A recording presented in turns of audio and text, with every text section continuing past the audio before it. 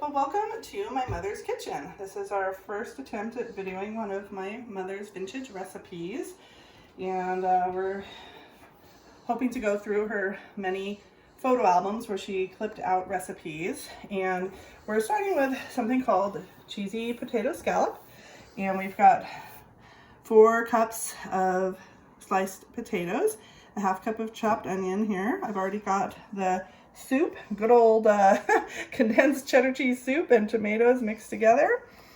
And the croutons come in later, and we're gonna do something a little bit different there. So I've got half of the potatoes layered in already, and then we're gonna sprinkle in half of the onions.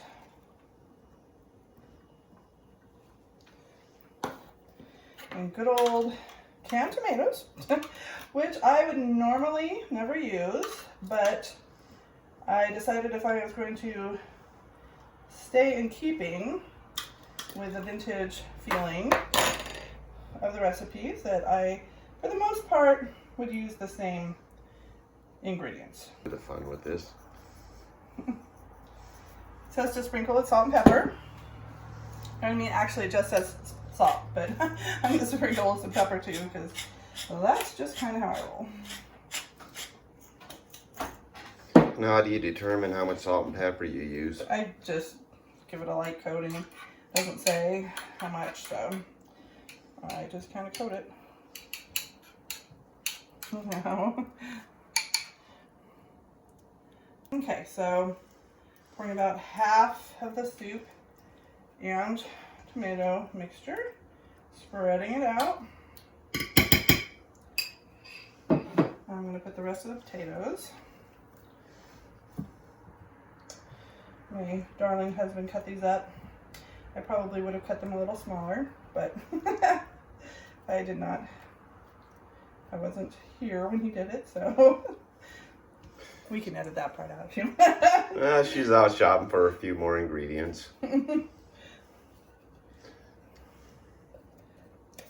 I don't have an eye for a 1/4 of an inch.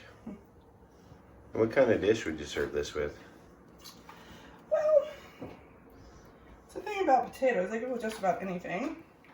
Tonight I've got a chuck roast in the crock pot, which happens to be my husband's name, so he's good this time. He usually laughs. Well, heck yeah.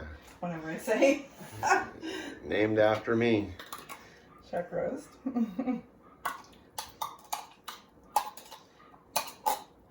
I sincerely don't think that, I don't think I've ever bought canned mushrooms. My mom used to use them, but in my adult life, I don't think I've ever bought canned mushrooms until. I've never heard of canned mushrooms. Oh, I guarantee your mom used them too. No. All right. Oh, a little more salt and pepper.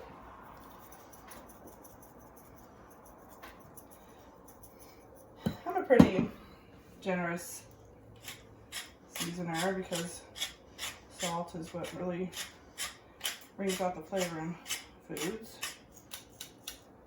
And the rest of the cheese.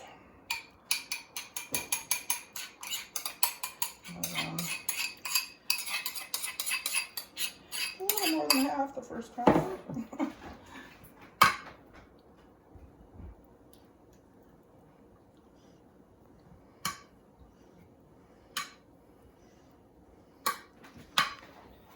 Alright, and now, try and get some cheese on that one.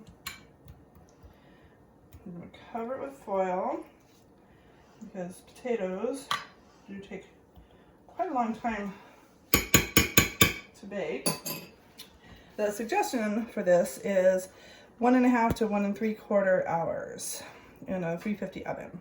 So I am going to go ahead and just leave it in the whole time because I don't think it's really going to get overdone, and since some of our potatoes are kind of on the thicker side, I just want to make sure it gets well done. Okie doke. Alright. Try and get it nice and tight. Make sure all the good heat gets trapped in there.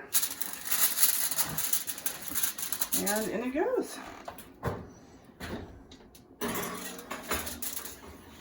And we will be back later with the finished product. Editable. Smells awesome, babe.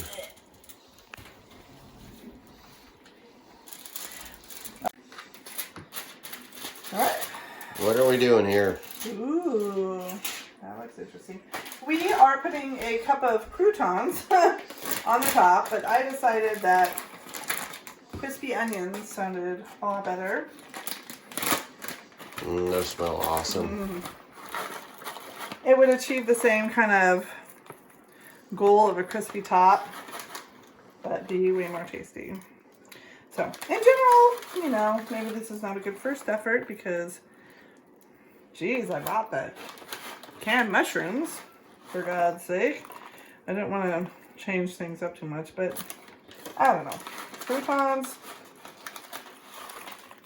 just didn't make sense. I want a different kind of crispy on the top. If I'm gonna blow it on carbs, they better be delicious carbs. No doubt. Do we cover them before we put them back in the oven? No, or? now we leave it uncovered. Return to oven and bake uncovered for 5 minutes.